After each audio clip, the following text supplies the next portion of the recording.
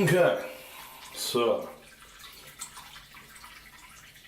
I am making a video on a Sunday, even though I do not plan to leave the house today, and therefore there's an argument to be made that I did not need to shower and shave today because, you know, nobody's going to see me unless I purposely make a video so people end up seeing me. So, you know, yeah. Feel privileged, the three people that apparently will watch the beginning of this and then click away. So, yesterday a weird thing happened. So I went to a party now. I did give people a lift home. It was great. We sang some Heart. And by Heart I mean the band Heart, not the radio station Heart. Though the radio station Heart does play Heart, they don't play the song that we were listening to because they play 80s Heart, not 70s Heart. Not that there's anything wrong with 80s Heart, just that 70s Heart is also pretty great. For different reasons. Now, they might play Barracuda. Seems more like an Absolute or a Planet Rock thing. Anyway, where was I? So, yesterday, before all that, I picked up my uncle. And actually, while I was getting ready, so while I was doing the things that you saw in yesterday's video, which I haven't yet edited or put up, but you know, I will have by the time this gets edited and put up, because I'm not a madman, unless I happen to talk about something which is extremely relevant that happens in current events in the next couple of hours that I'm not aware of, and then I think, oh, I should get this video up because it's more important, whatever. It seems unlikely, but there we are. And where was I? Yes. So during that time, so I left my dad and my uncle in the hospice with my mum, chatting away, while I left to get ready and go to a party and shirk all my responsibilities. And I got a text from my dad, and in that text he said that my uncle had left his phone in my car charging, because obviously my car has a charger in it for both micro USB and lightning. Doesn't have a USB-C in there. I don't have any USB-C in my life as yet, so I suppose that could be on its way at some point. You never know. At the moment, it's that it turns out, has an iPhone, and therefore apparently had been charging his phone in there. And I got a message that said, yeah, he's left it in there, make sure you lock the car.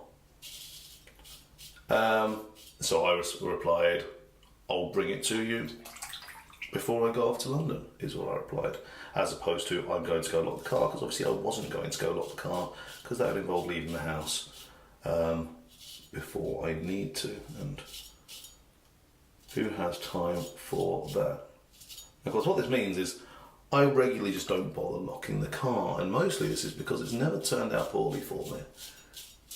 You know, I live very much here, at least in suburbia. It's fine. And what happened was, I got into the car later, and I couldn't find the phone. And so, I called my dad. And said I couldn't find the phone. And they said they'd keep looking for it, but then, you know, they said, did you lock the car? And I said, no, I didn't lock. Whether I actually said I didn't or whether I said words to that effect is a different matter, but either way. Yeah, and they're like, oh, you shouldn't lock the car. Now, there's two things here. One, there's the game theory side of it. I shouldn't have locked the car, because had I locked the car, then clearly somebody was looking to steal stuff from cars, and if they'd have seen a phone sitting in my car and the car had been locked, then instead of being like, oh no, I won't be able to nick that phone, they would have been like, oh, glass, let's break that. So then we would have been down a glass a window and a phone. So that's not necessarily a sensible way around it. Obviously, if you're out on the street, it might be a little bit different because people are going to be more willing to smash and run, or they're going to be less willing to smash and run. Whereas when you're in the suburbs and there's lots of people watching, they're going to notice somebody who shouldn't be there going up to your car and nicking something, potentially. Because it's going to be sort of a bit more obvious. Especially if they're going round looking into everybody's windows. So, maybe, I don't know. Either way, that's not the point. The point I'm getting to is that I am an idealist. I have often been told I'm an idealist, and I am willing to believe that I am an idealist. So, anyway. The thing about that is, it's no good just being an idealist. You have to do something about it. Now, one of the things that you can do is let everybody know. So actually, in some situations, letting everybody know is actually more useful. Supposedly there have been studies that have shown boycotting companies doesn't actually do anything to cause a problem for those companies. However, kicking up a big stink about those companies and letting everybody know how shit those companies are, that does cause and inspire change. And so, yeah, just talking about things, not necessarily getting yourself a full-on public soapbox, just telling your friends about it and that kind of thing. You know, grassroots it. Let people know, let people think about it, let people do something about it themselves. So, that's that part of it. Tell people about it, make sure that. But there's another side to it as well. So people often say that you should dress for the job that you want. And that's kind of true. I always jokingly say, oh, but whenever I turn up naked somewhere, they always get me fired. And, you know, hilarity. I'm not sure anyone actually understands what that joke is meant to mean. It is not that I want a job where I am naked. Like, I don't want to be a porn star or something. It just means that I want a job I don't have to wear a suit at. I say that. I think it's well established. I quite enjoy wearing a suit, you know. I enjoy wearing clothes that look good on me, despite the clothes that you may have seen me in. And yeah, so what I would like to consider the more important kernel of truth in that proverb, in that adage, in that piece of life advice and common wisdom is not so much dress for the job that you want, but live in the world in which you would like to live. Now, this seems like a simple concept to me. Apparently it's not. So I often tell people about when I used to work at a company, and after a few weeks of being there, you know, I'll get pulled aside for a catch up, for a meeting, and I told, you know, they really like what I'm doing there, and they like the leadership that I'm showing. And as far as I'm aware, I've not been doing anything leadershipy. All I've been doing is seeing problems and fixing them. And this is kind of how I end up doing things for the choir as well, where I see that there are things that would make my life in the choir better. I realise other people probably think the same things, and I can do something about it. So, just do it. You know, why not? And there you go. And then people start thinking that I'm extremely involved in the choir, and you know, I must know about things at a high level and so on and so forth. And actually, no, I'm just doing the things that I would want done, because, you know, who else is going to do them? And that's all part of living in the world you want to live in. You know, do things as if the world were as you would like the world to be. And part of that is, if you are an idealist and you have idealistic thoughts, you have to put them into practice. So, you know, something like saying, actually, I'm not going to lock that door. Because why do I need to lock the door? Do I want to be beholden to potential people that are going to come in and steal things? Or do I want to believe that the world is fundamentally good and the people that are going to come in will be friendly strangers, if anyone comes in at all? Because actually most people are probably just going to respect my privacy and let me get on with my day. And if they don't, they probably have a good reason. That kind of thing. Now, obviously, you can consider that a bit reckless, a bit foolhardy. Probably got a point. But there's other things where just put it into practice makes a world of difference. So, for instance, when I'm driving, I talk to people a lot about traffic physics, about the importance of being a responsible and conscientious driver.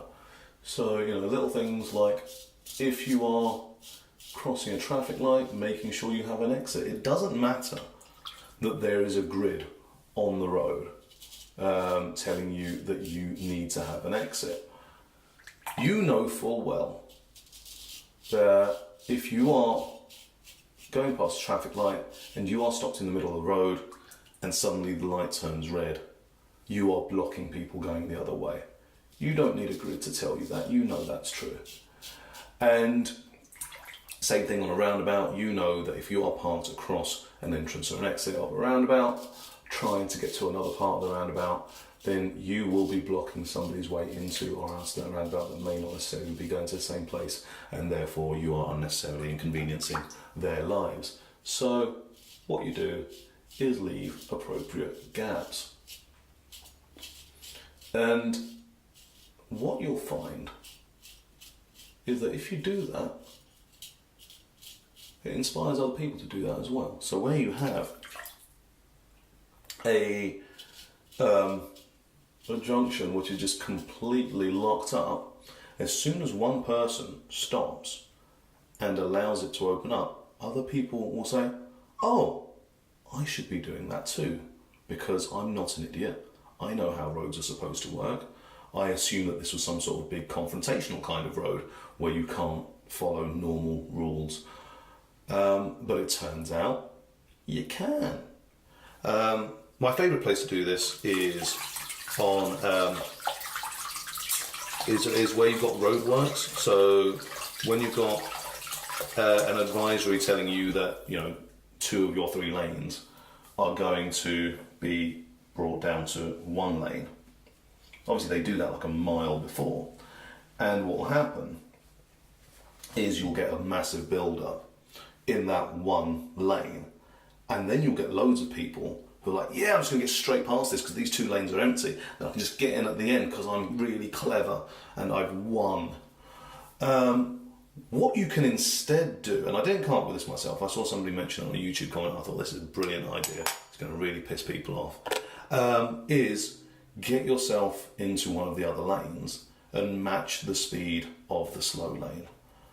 And I've seen somebody consider getting into the 3rd lane and matching me, but nobody had the balls to actually do it. And what will happen is, actually, if you manage to lock up both those other lanes, 1, nobody's actually going to beep at you, apart from like the most brazen BMW drivers, because they know you're not actually doing anything wrong, because it's very obvious what you are doing, in that you're, as long as you are matching pace with that with the other traffic, then it is very obvious what you're doing. And what will also happen is the traffic will suddenly flow a lot smoother, because if you manage to go right to the end, then you've gotten rid of all of the people that are then trying to cut in at the front. Yeah, you've gotten rid of all the people that are trying to cut in at the front, and therefore they are not blocking up the traffic, because as you well know, as soon as you actually hit the cones, as soon as you actually get into the roadworks, you move fine. You're no longer in a traffic jam. You're just going at the speed of the roadworks. And it's because it was all being slowed down by the people that were trying to win the traffic. So by blocking them off, you do that. And you might think, oh, what about like emergency services, something like that? Emergency services can also get places faster if there's no traffic, so everybody wins. And that's it, is if you treat the world as if it were the world that you want to live in, as opposed to being hostile to it and saying, yeah, but the world that we live in is terrible and therefore we also need to be terrible, then what you'll find is that you can actually create that good world that you want to live in. And yeah, that's why I don't like people that vote Tory.